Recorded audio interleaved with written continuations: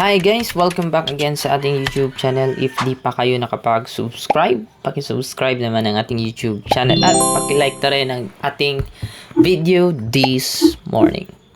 Okay, so for today, no? First time mo bang kumuha ng NBI clearance at di mo alam kung ano ang gagawin mo? Well, this video is for you. Kasi for today's video, tuturuan ko kayo, no, yung mga bago kung paano kumuha ng NBI clearance ng libre at walang babayaran. You heard it right? So watch till the end sa ating video para malaman mo kung paano natin to gagawin. Okay, so una natin gagawin is punta kayo sa Google Chrome at i-search nyo yung nbi.gov.ph yung nasa screen or clearance.nbi.gov.ph. Next, click lang natin yung I agree dyan. Click yung close. Ayan. Click pa rin yung close. Ayan. Then, ating swipe pababa. Ayan. May register dyan. Pero wag yan kasi ano yan? Iba yan. No. Huwag dyan. Punta tayo sa baba. Ayan. Click na din yung first time job seeker. Ayan. Kasi, una po tayong pagkuha. Then, click continue. Ayan. First time job seeker. Click natin yung continue. Kasi, una pa natin pagkuha ng NBI clearance. Ayan. In-screenshot ko lang. Wait lang for a moment po guys Click natin yung continue. So, pagkatapos niyan, dito na tayo sa baba. Ayan, fill in natin yan. Yung personal information natin. Ilagay lahat natin yung mga information natin. Make sure nga nalagay natin lahat. No? We have gender, civil status, year, birth, month.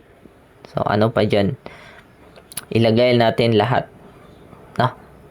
Make sure yung Gmail natin tama. Kasi pag hindi tama yung Gmail natin, hindi tayo makaka-receive ng OTP as well as yung number. Importante po yun. Make sure na yung number natin is same po talaga. No? Walang problema. So, ayan. Fill up nyo lang po. Yan. So, ngayon, done na po ako mag-fill up o ma-register. Click lang natin yung red and accept. May box dyan sa gilid. Click nyo yan. Pati yung I'm not a robot. Then, click nyo na rin yung sign up. So, ayan, naglo-loading na po. No? Not a robot. So, naglo-loading na siya. Yan, may OTP po tayo na makukuha po natin sa ating mobile number. So, ilagay lang natin yung OTP natin na na-receive sa ating cellphone number. Then, click yung submit. So, ayan. Login na natin yung password at Gmail natin. Pag yan ang nakalagay, please activate your account. Punta lang tayo sa Gmail natin muna. Punta lang tayo sa Gmail. Then, makikita natin yung activation link. Click lang natin yung activate account. Ayan. So, click natin yung activate account. Then, may magme-message dyan sa'yo na your account is activated. Then, punta lang ulit tayo sa NBI clearance. Back lang natin ulit. So, now, mag-sign in tayo ulit. Tapos, click natin yung sign in. Ilagay yung password at yung Gmail natin. Then, next dito, may kulang pa kasi yan. Kaya, dapat i-fill out natin lahat ng kulang. So, sa lahat ng kulang, fill out natin lahat para mabilis po tayong matapos. So, type ko lang lahat yung kulang. No, i-blurred ko lang kasi for private information kasi bawal kay YouTube. That is why click. So, lahat ng kulang. Just sign up nyo lang. Sagutan nyo lang lahat. If may katanungan kayo, just comment down below para masagot po natin kung ano yung mga paano natin gagawa ng answers yung mga tanong dyan. Ayan. So, tapusin lang natin yung mga other information. No? Mataas-taas din po yung ilalagay natin ng mga information. So, after nyan, click lang natin yung save information. So, pagka-submit nyo dyan, no, makikita nyo yung mga information nyo. Please check lahat ng information. Then, sa baba dyan, click nyo yung submit. So, pagkatapos yung masubmit yan, no, mapoproceed po kayo dito, no, sa mga pabalik sa ating dashboard. Now, select lang natin yung apply for clearance yan sa dashboard. Then, select type of ID. Ayan, pwede kayong pumili ng kahit anong ID dyan. We have passport, national ID, postal ID, senior citizen, at iba pa. Now, all you have to do is read kung ano yung available na ID po para sa inyo. Just select one na ID na valid. No? So, pagka-select mo yung type ng ID, ilagay nyo rin yung ID number na nasa ID nyo dyan. Select I agree. Then, click lang natin yung close at pumili na rin tayo ng schedule. So, ayan, select yung branch. Anong yung pinaka malapit sa inyo.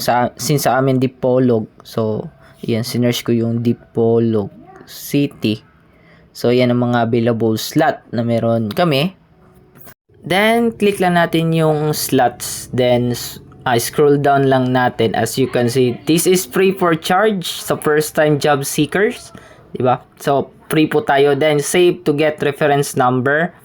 Ayan yung following documents na dadalhin natin. Screenshot lang natin. Barangay clearance, oath of undertaking, at barangay. Then, 2 valid IDs issued by the government. Then, scroll down lang natin yan. No? Home. Wait lang. So, click natin yung transaction.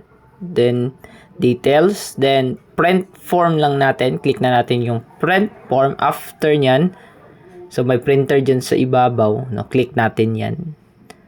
So, wait lang for a moment. No? Click lang natin yan. So, that is the reference number natin, mga sir. No? Yan. So, after nyan, ayan. So, pwede na natin yung i-print. Punta lang kayo sa internet cafe or shop para mag-print nyan. Dadalhin nyo yan sa NBI. Hoping nakatulong ang video natin this day. So, I hope you like, share, and subscribe sa ating YouTube channel para dadami po ang ating mga subscribers dyan. At if mayroon kayong mga katanungan, just comment down below para masagot natin yan. At thank you po sa lahat ng sumusuporta sa atin. God bless po sa ating lahat at mabuhay po ang Pilipinas. God bless, God bless.